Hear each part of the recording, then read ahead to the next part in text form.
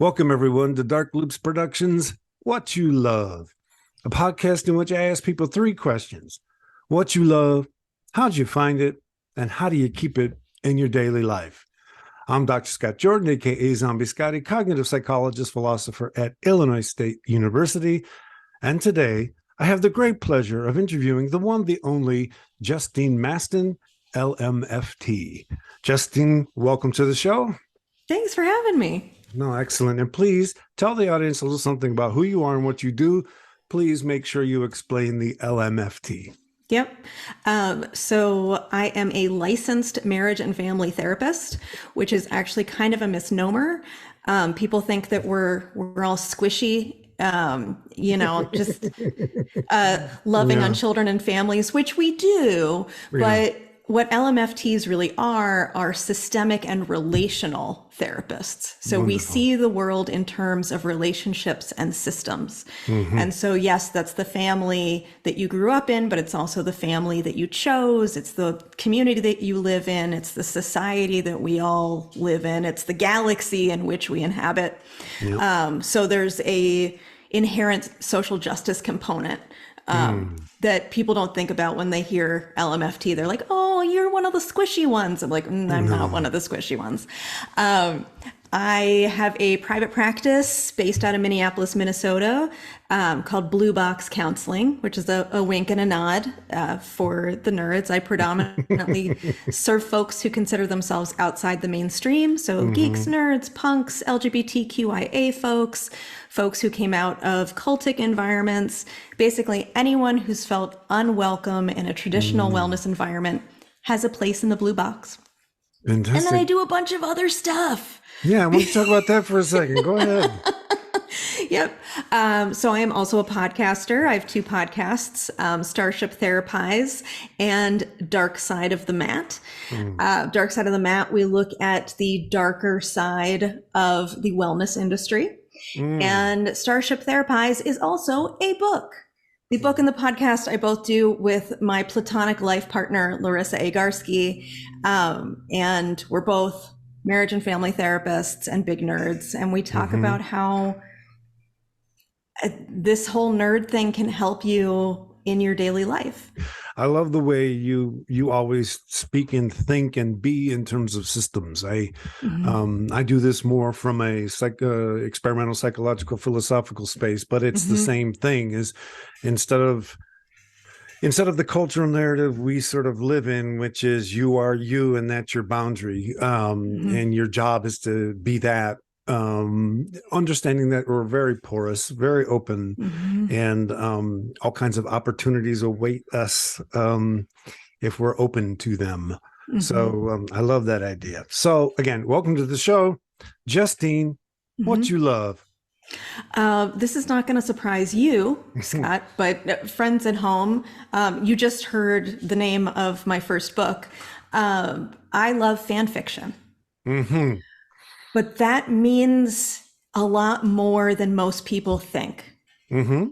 So when I started thinking about this question, when you invited me on, I was like, what do I love? I love so many things. Yes. But I love the question, because the question is about not what do you do for work, but what do you do for life? And if you're lucky enough, like us, you get to, have a little bit of both in each area.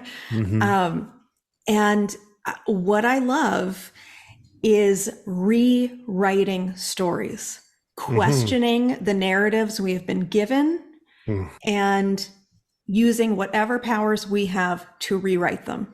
So that could be a fangirl sitting in her bedroom, placing herself as a Mary Sue into Supernatural.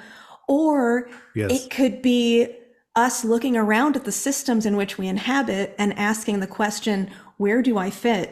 Am I written in this story of society? And if not, how do I start to, in the ways I am able, rewrite those stories so that I put myself in there? I love it. Just because quite often, if we pay attention to the space we're in, we find ourselves being treated as someone or something else's audience, right? And adult interaction requires reciprocal audienceship, right? I'm an audience for you, you're going to audience for me, and that feels authentic. And if he's real, you can tell when people are faking. And I think it's great, this idea of teaching people to be aware. If we go back to Shakespeare, all the world's a stage, it's absolutely the case, right? And so I just find it beautifully ugly curse of the human system that we create these thoughts that we have to have are like bubbles. We don't feel the system that's part of how they're being created. They're just there. And we walk along them like stones across a brook, never thinking how much we played a role in them coming to be and how much the world forged them out of ourselves. So, Justine, how did you find that love? I don't know. Right. I don't know. The short answer is I didn't set out to write fan fiction. I realized that I was helping my clients write their own. So, I'm predominantly a narrative therapist, and I watched your video with Leandra Paris, and we're both narrative therapists. How fun. Kindred spirits for sure. Yep. But a whole big piece of narrative therapy is this idea of storying and restorying and reauthoring. And while that resonated with me, of course, I worked with all these nerds, and I was like, I don't think I want to use White and Epstein's language anymore. Those are the dudes who came up with narrative therapy. Yeah. Like, what we're doing is writing fanfic. Yes. We are writing real life fanfic. Yep. And it was like, wow. So we could look at any aspect of life as a story. Yep. And start to question it. Yes. So, social constructionism is a huge, that's what I wrote down first when I was like, what do I love? I love social constructionism. And I was like, you don't love social constructionism. You love deconstructing social constructionism. Absolutely. No, that's absolutely the case. And I love this idea of just gaining the skill to look at every aspect of life. What I like to say is existing at the crossroads of choice and chance, right? It's just always there and always there. And the curse of the brain is that it makes us feel like we know what we're doing, and it's not chance, or it's not this, it's just how it is. And I suspect in therapy, that's one of the things you really have to work with people on, is this feeling that this is just the way it is. And therefore, if you live that way long enough, that's the way it's supposed to be. Right. And I do think that I have some great privilege in questioning social constructs because of my family. And they were weirdos. They were high status weirdos. No, I get it. And I was like,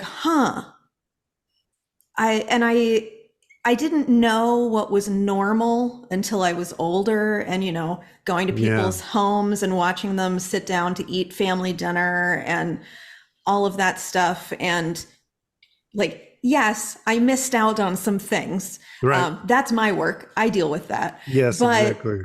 I was brought up in this kind of countercultural environment. Yes. And so I was already given this invitation to question. That's fantastic. Right. And if I get called a high class weirdo by my kids someday, that will be proof in the pudding that I was successful. But your parents probably created, I'm assuming I'm using the word parents as caregivers, probably created a space where just being in that space was an act of questioning. It didn't have to be forced in your face. So therefore you could laugh in that space. You could cry in that space. So how do you keep this love in your daily life? Play. Yep. Yeah. I see this as like, this is something that is inextricably linked. Because we are told in our society that it is not okay to play. Except when you are a certain age. Yeah, I get you. right? And you play in a certain way. And then you age up to another age and then you play in a certain way. And kind of what I consider to be my greatest act of rebellion is that I give myself permission to play. And I'm unapologetic about it. Yep. And I invite other people into it. You know, I teach at a couple of universities, and my students say I'm so much fun. I'm not any easier than any of the other professors they have. In fact, I might be harder. Right. No, I love that. Because I expect more authenticity. Yes. Like, if we're going to play, you got to be real. Right. Well, because play isn't always fun, but it is always creative, and it is always, you know, chaos magic. What I like about what you said, really like about what you've said about play, is we go through these different points in our lives. And it's interesting how many people get to a certain part of their life where they're the same person, you know, day to day, and they don't feel that as playing. Right. They feel that that's just the way it is. It's just part of it's just their clothes now, you know? And I've seen young people say, oh man, I don't want to have to play the game, as if somehow everyday life isn't, you know, playing. And when we're at cons and we're wearing these cosplay outfits and we're maybe even acting the character out in front of young people, it's doing the same thing that you mentioned your caregiver is doing for you. And, you know, as a professor, at my entire career, I've tried to make it clear I'm going to teach for those people who have wonder and don't know what it means. And they're going to see a guy who will show them Ghost in the Shell anime during a college class and have them recognize, wow, there are people that do that even at that age. I think keeping that alive is so incredibly important for culture. I won't stand on a pedestal in the town square at the moment. It means everything to the world that people do these kinds of things. Well, you know, Justine, it's always such a pleasure to chat with you. It's always such a pleasure to be on stage with you. You're such a giving participant. I always feel like I'm doing really good improv when we're on the stage together. Yes, I love improv. It's fantastic. So why don't you tell everyone where they can find you on social media? Yeah. So you can find me on Facebook, Instagram, and Twitter at Mind Body Fandom, because I take a holistic approach to healing mind, body, and fandom. You can also check out my website, JustineMastin.com. And you can find either of my books, both of my books, Starship Therapies and The Grieving Therapist, wherever books are sold. Well, that's fantastic. Justine, thank you so much for joining me on the show today. Thank you. So great to see you, Scott. Yeah, we'll see you when we see you. Bye-bye. Okay. Bye.